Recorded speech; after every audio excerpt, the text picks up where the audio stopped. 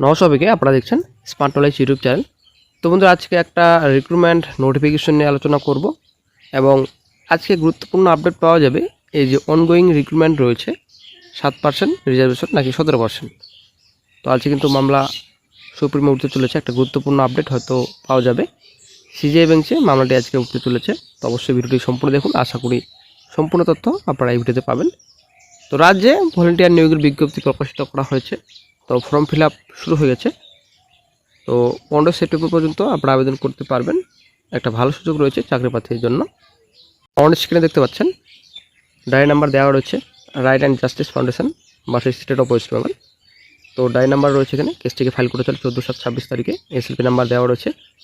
তো present and last listed তো 24/8/26, মানে আজকেই সিজিআই বেঞ্চে মামলাটি উঠতে চলেছে। Honourable the chief justice, honourable mister justice Joymalya Bagchi বিবনা, সেল নাম্বার 7-এ আজকে মামলাটি উঠতে চলেছে। তো অনেকটা গুরুত্বপূর্ণ মামলা, ঠিক আছে। তো এখানে পিটিশনার অ্যাডভোকেট নেমস রয়েছে।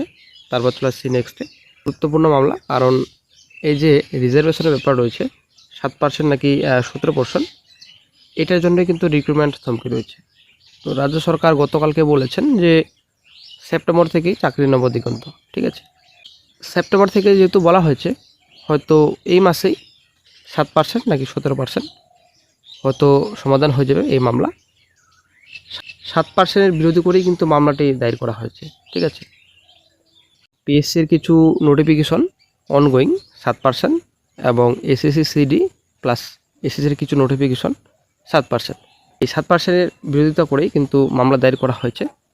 তো ব্যাপারটা হচ্ছে আজকেই হয়তো একটা ভালো আপডেট পাওয়া যাবে যে 7% নাকি 17%। অ্যাকচুয়ালি 7% হোক কিংবা 17% হোক, আমাদের সমাধান দরকার, ঠিক আছে। তো এখন দেখা যাক কী আপডেট পাওয়া যায় আজকে সুপ্রিমে। তো নজর থাকবে আজকে সুপ্রিমের দিকে। তো গুরুত্বপূর্ণ আপডেট পেলে চ্যানেলে অবশ্যই আপডেট দিয়ে দেওয়া হবে বিকেলের দিকে।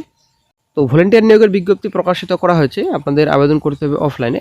আপনারা অন শিখতে পাচ্ছেন, ফুল নেম আপনাদের এখানে লিখতে হবে। তারপর আপনাদের এসসি এসটি ওবিসি জেনারেল, তো অবশ্যই আপনাদের এখানে কাস্ট লিখতে হবে। ফুল অ্যাড্রেস আপনাদের এখানে ফিল আপ করতে হবে। ডিউরেশন অফ রেসিডেন্স, তো কত পর্যন্ত এই অ্যাড্রেসে আপনারা রয়েছেন, তো অবশ্যই আপনাদের এখানে লিখতে হবে। তারপর এডুকেশন কোয়ালিফিকেশন ডিটেলস সম্পূর্ণ আপনাদের এখানে ফিল আপ করতে হবে। তো তারপর চলে আসছি নেক্সটে, এখানে মোবাইল নাম্বার বসাতে বলেছে। এক্সট্রা যদি আপনার কোয়ালিফিকেশন থাকে অবশ্যই আপনাদের লিখতে হবে। ডিক্লারেশনে আপনাদের নাম লিখতে হবে, তারপর বাবার নাম আপনাদের লিখতে হবে, তারপর ডেট বসাতে হবে, তারপর নিজের সিগনেচার এখানে ভালোভাবে করে নিতে হবে, ঠিক আছে। তো আপনারা আবেদন করবেন। তো নোটিফিকেশনটি প্রকাশিত হয়েছে office of the district legal service authority Kalimpong, district জাজ কোর্ট কমপ্লেক্স কালিম্পং। তারপর চলে আসছি নেক্সটে অ্যাডভাইসমেন্ট ডিটেলস এখানে দেওয়া রয়েছে। তো applications are invited from the local residents in the prescribe format. এখানে আপনারা দেখতে পাচ্ছেন এখানে 13 নাম্বার অফ প্যারালিগ্যাল ভলেন্টিয়ার্স। তো আপনাদের পিএলবি পোস্টে নিয়োগ করা হচ্ছে 13, টোটাল ভ্যাকেন্সি রয়েছে। তো উইলিং ক্যান্ডিডেটস অ্যাপ্লিকেশন করতে পারবেন। তো যারা ইচ্ছুক প্রার্থী রয়েছেন আবেদন করতে পারবেন। তো এখানে আপনাদের বলা হয়েছে he and C must B a citizen of India, তো অবশ্যই ভারতীয় নাগরিক হতে হবে, ঠিক আছে। তো the applicant must have passed minimum matriculation, তো মিনিমাম আপনাদের মাধ্যমিক পাস করা থাকতে হবে, তবে কিন্তু আপনারা আবেদন করতে পারবেন। এখানে বলা হয়েছে যে the applicant should not be less than 21 years. তো 21 বছরের কম হলে আপনারা আবেদন করতে পারবেন না, 21 বছর আপনাদের উপরেই লাগবে।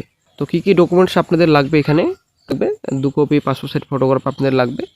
তারপর আপনাদের অল ডকুমেন্টস আপনাদের অ্যাটাচ করতে হবে অ্যাপ্লিকেশন ফরম্যাটের সঙ্গে। 15/9/26 আপনাদের লাস্ট ডেট রয়েছে। তো কোন অ্যাড্রেসে আপনারা জমা দেবেন, কোন অ্যাড্রেসে আপনারা পাঠাবেন, এখানে ডিটেলস রয়েছে। Should reach the office of the secretary district legal service authority, district জজ কোর্ট কমপ্লেক্স কালিম্পং। তো এই অ্যাড্রেসে আপনাদের 15/9/26 তারিখের আগে পাঠাতে হবে, ঠিক আছে।